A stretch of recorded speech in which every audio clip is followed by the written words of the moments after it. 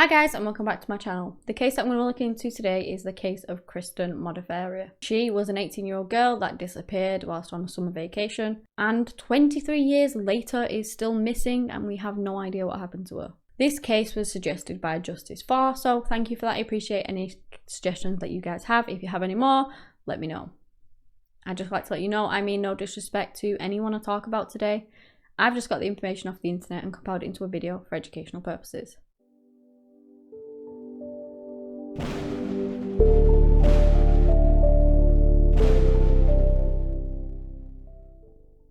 Kristen Deborah Modafferi was born on the 1st of July in 1979 to parents Debbie and Bob in Danbury, Connecticut. At some point the family did move to Charlotte in North Carolina. Kristen was one of 4 sisters who were called Allison, Lauren and Megan.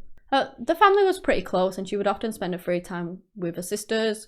You know, they had a really good relationship and she was described as being a really good, child. She was very intelligent. She was very, very creative. And when I say creative, she really enjoyed making art. She really enjoyed photography. Like, photography was one of her passions. She attended Providence High School where she did very well. I told you she was intelligent and she really was. Like, she was such a clever girl. She won a scholarship to the Uni of California and it was a 4-year scholarship and it was very, very competitive. And the fact that she won it was just so amazing. She even graduated a year earlier in 1996 because, again, she was so intelligent and she did really well with her studies. She went on to UNC to get a degree in industrial design, and she did all this at the age of just 17. So she was just doing amazing. She also had a job at a pizza place called Wolfman's, and as you will see throughout this case, she was known as very responsible and very hardworking. Even though she was away at uni, she still spent a lot of time with her parents. She would come home a lot. She would involve them in her decisions and things like that. They were still a very close-knit family and they just still spent a lot of time together. She finished freshman year and UNC began kind of advising students to sort of travel around for the summer. So they wanted them to go out and get some life experiences, and they were telling them that they should go and travel if they wanted to, of course. And that it would be a really good thing for them to do. Now, Kristen was obviously like super responsible and she really took her education seriously. So I guess because it was her uni that was kind of promoting them to do this, she decided that that is what she wanted to do. It was around a month before her 18th birthday and she researched it and she put it forward to her parents, who just instantly said no, pretty much. They didn't like the idea of her going out on her own, and she'd never done it before. She was only really young, and so they just didn't want her to do it at all. She researched possible places that she could go, and she decided that San Francisco was a place that she wanted to go to for the summer, but again, her parents thought it was too far. The more that they said no, the more she kind of pressed for it, because it was something that she really wanted to do, and they eventually gave in, and they eventually decided that they would let her go.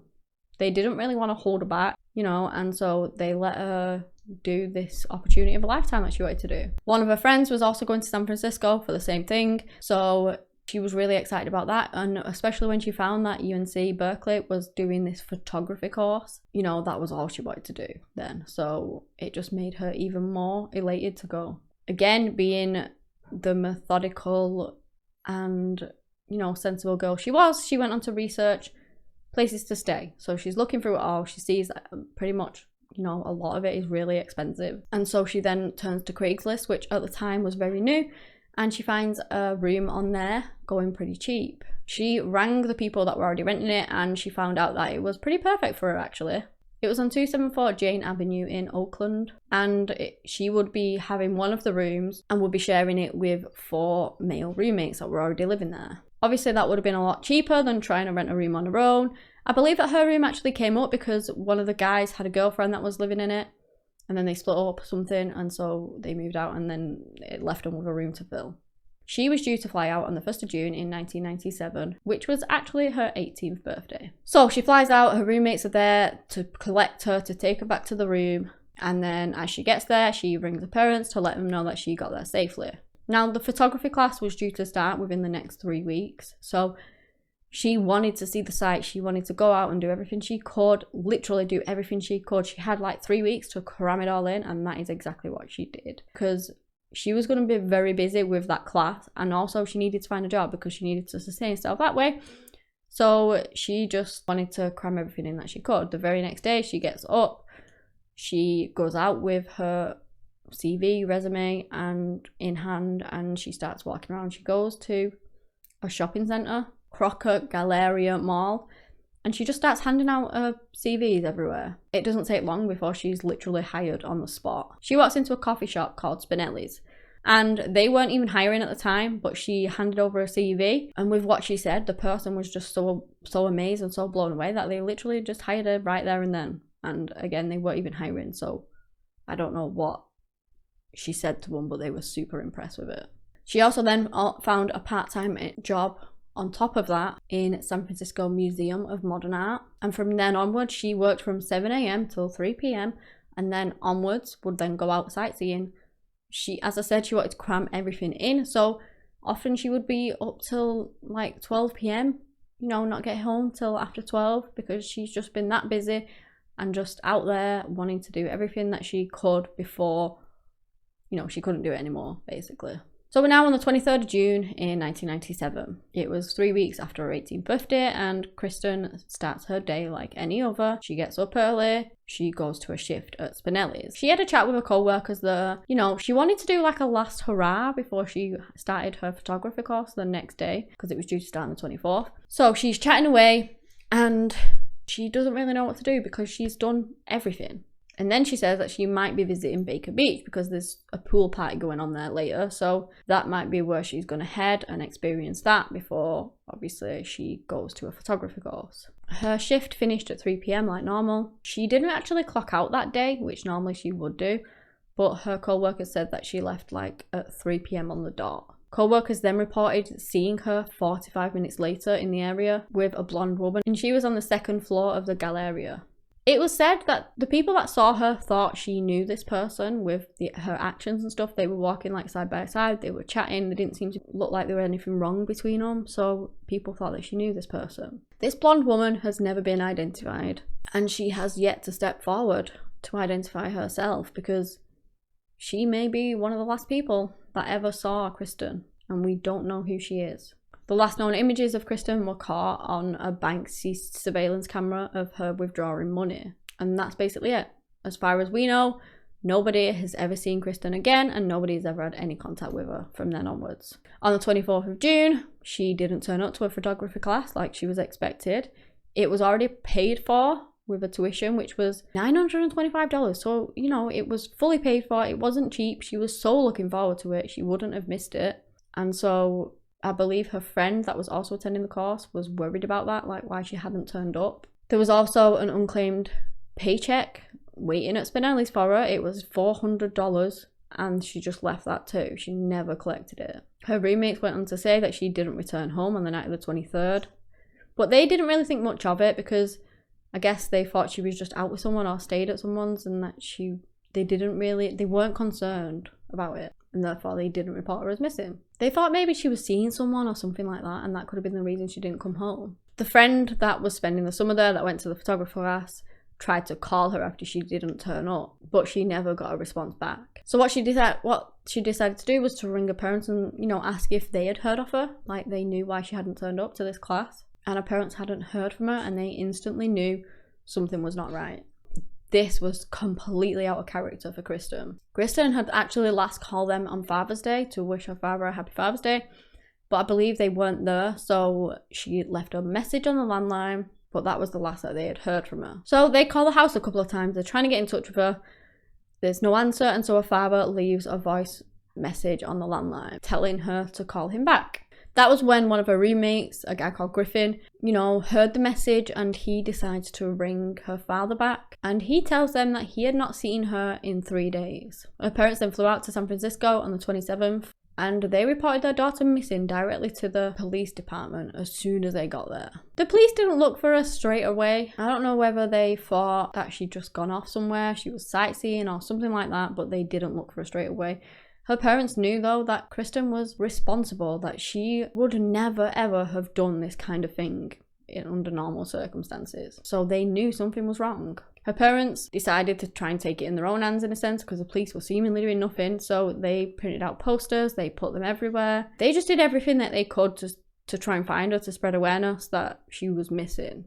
When they searched her room, they found a Bay Guardian newspaper scrunched up and in the bin, and a personal ad in the newspaper had actually been circled. It read, "Friends, female seeking friends to share activities, who enjoy music, photography, working out, walks, coffee, or simply the beach. Exploring the Bay Area. Interested? Call me." The police weren't actually able to find out who had placed the ad because the newspaper had purged the backlog for that week, which is like really unfortunate. But there also was no indication that she'd ever responded to that ad, so who knows.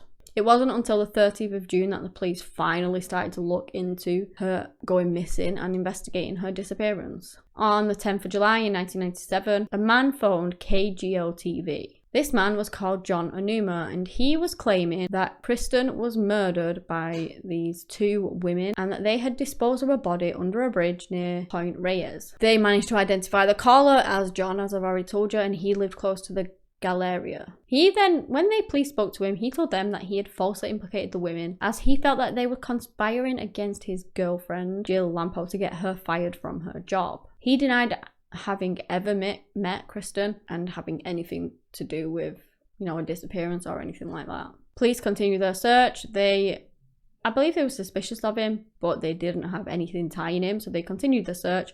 They got out dogs and sniffer dogs and things like that, and one of them actually caught onto her scent at the end of the bus route at Sotero Heights Park. Unfortunately though, her scent was lost pretty close to that area, and this was where the leads began to slow down. The police did a search of John's apartment, which revealed sizable amounts of blood, though it was tested by, DNA tested later on, and it was revealed to be cat's blood, which is strange. It was also discovered that John had previously put in these adverts into the newspaper to try and, get women to have sexual intercourse with him. John actually relocated to where he was from in Hawaii in 1999. I do believe he was still a suspect, but again, they didn't have anything on him. They didn't really have anything. Kristen's parents remain dedicated to finding their daughter. They have hired a private investigator to help them search. They just done everything that they could. In 2015, a cadaver dog was taken to the home where Kristen lived in Oakland, and the private detective said that the dog seemed to pick up the scent of human remains in the basement. At the time Kristen lived there, the house next door was actually being used as like a halfway house for parole violators. And the private detective really does believe that this lead should have been more closely looked into by the police and in the days following the investigation. To date, nothing has been found at the home that, directly connects to Kristen. And that's basically it. That's all we have on the case. Kristen Modafferi was 18 years old when she went missing in 1997. She has brown eyes, dark hair, and has deep dimples in both cheeks when she smiles. At the time of her disappearance, she was 5'8" and weighed 140 pounds. So if you guys have any information on Kristen, then please do contact the Oakland Police Department and let them know anything that you may have seen or anything that could be of any use whatsoever. This case is really, really tragic because she was this beautiful, very intelligent young woman, and she went missing 23 years ago now, and we still don't have a clue what happened to her. We still don't know if she's alive or anything like that. Her family have no idea, and they are still searching for information. Maybe one day we will find out what happened to her and her parents can finally get the closure that they deserve. But yeah, that's the end of the case. Let me know what you guys think on it, what your theories and things are. I've left those out. I want them open to speculation. I want to hear what you guys think happened to her. So let me know in the comments below. Give me a big thumbs up if you enjoyed this video and subscribe to my channel for similar content. Anyway guys, that's all I have today on the case of Kristen Modafferi. Thank you so much for watching, and until next time, bye.